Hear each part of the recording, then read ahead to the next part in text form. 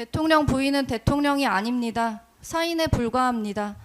당연히 법무부 장관에게 사사로이 연락해 지시하거나 부탁할 법적 권한이 있을 리 없고 법무부 장관 또한 응할 의무가 없습니다. 그러므로 피고인이 저지른 일련의 행위는 소통이 아니라 적극적인 권력형 유착이라고 보는 것이 타당합니다. 이는 피고인이 후배 검사들에게 하던 언행과 달리 공적인 법 집행의 기준을 사적인 인연이나 권력의 향배에 따라 자의적으로 운용해왔음을 여실히 보여주는 징표입니다. 윤석열의 내란에 대한 피고인의 적극적인 가담행위 또한 그 연장선에 있다고 봐야 합니다.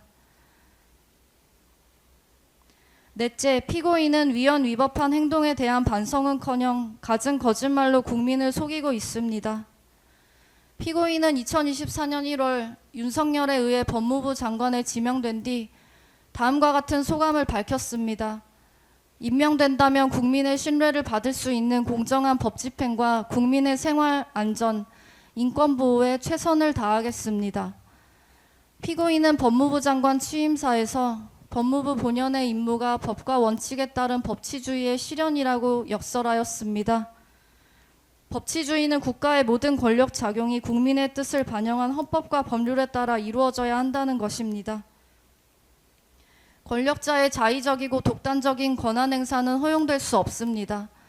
우리는 모두 헌법 아래에 있다라는 찰스 휴즈 전 미국 연방대법원장의 말처럼 국민이 선출한 대통령이라 해도 헌법과 법률 위에 있을 수 없고 있어서도 안 됩니다.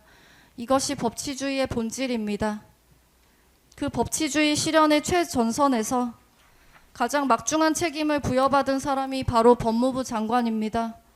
피고인은 법무부 장관으로서 윤석열이 정치적 반대 세력을 척결하고 국회 무력화를 위해 계엄을 선포하겠다고 말하는 현장에 임해 있었습니다.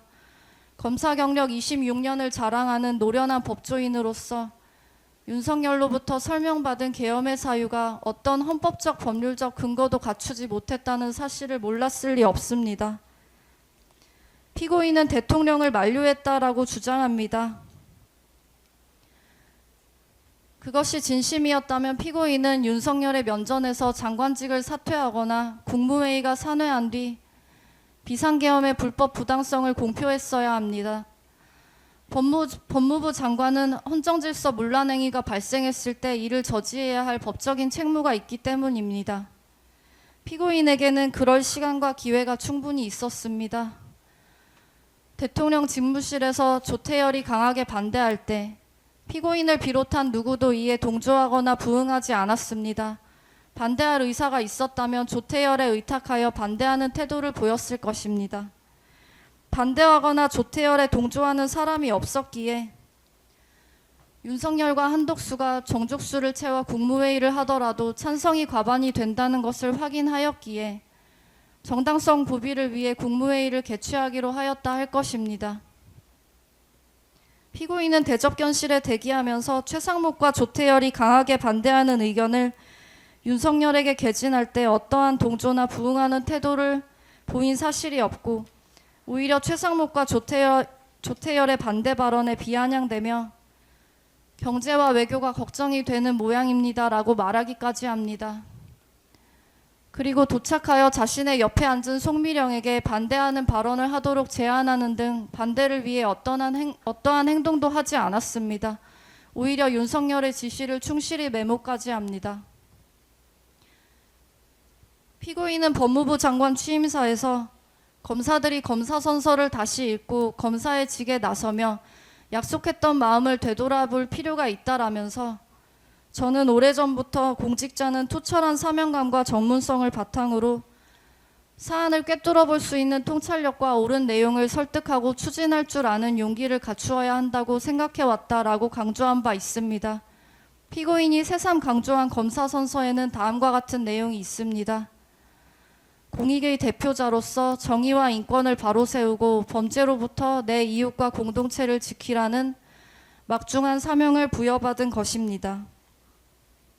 법무부의 영문 표기가 Ministry of Justice, 정의부라는 사실을 피고인도 잘 알고 있을 것입니다. 그래서 후배 검사들에게 검사 선서를 다시 읽어보라고 각별히 당부하였을 것입니다. 그러나 정작 자신은 윤석열의 내란 범죄를 목도하고도 눈을 질끈 감은 채 한 배를 탔습니다.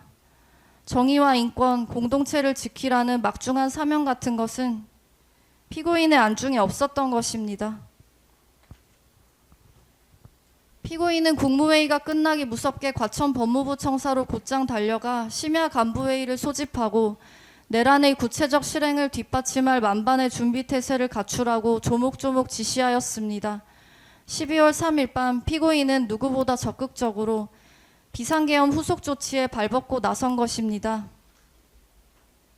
법무부 장관으로서 위헌 위법한 비상계엄을 수단으로 한 범죄 행위를 직접 목도한 후 지휘 감독 대상인 검찰총장과 세 차례에 걸쳐 통화하면서도 범죄 대응을 지시하지 않았습니다. 그들이 부인할 뿐 윤석열로부터 받은 지시를 이행하기 위한 통화였음이 자명합니다. 검찰총장은 12월 5일 비상계엄에 대한 수사 개시를 공표합니다. 12월 3일과 12월 5일의 차이는 비상계엄을 수단으로 한 내란이 실패했느냐 밖에 없습니다. 그러므로 계엄 선포를 적극 만류했다는 피고인의 주장은 표리부동이나 언행 불일치, 이중성이나 책임 회피를 넘어 국민의 신뢰와 기대를 정면으로 배신한 범죄 행위일 따름입니다. 우리 국민은 암울한 현대사를 통해 국가 권력을 무력으로 찬탈한 권위주의 정부가 실질적인 민주주의를 파괴하면서도 법의 외피만 빌려 독재를 민주정인 양 정당화한 사례를 익히 보아 잘 알고 있습니다. 그때마다 이를 정당화하고 국민을 속인 노련한 법기술자들이 있었음은 주지의 사실입니다.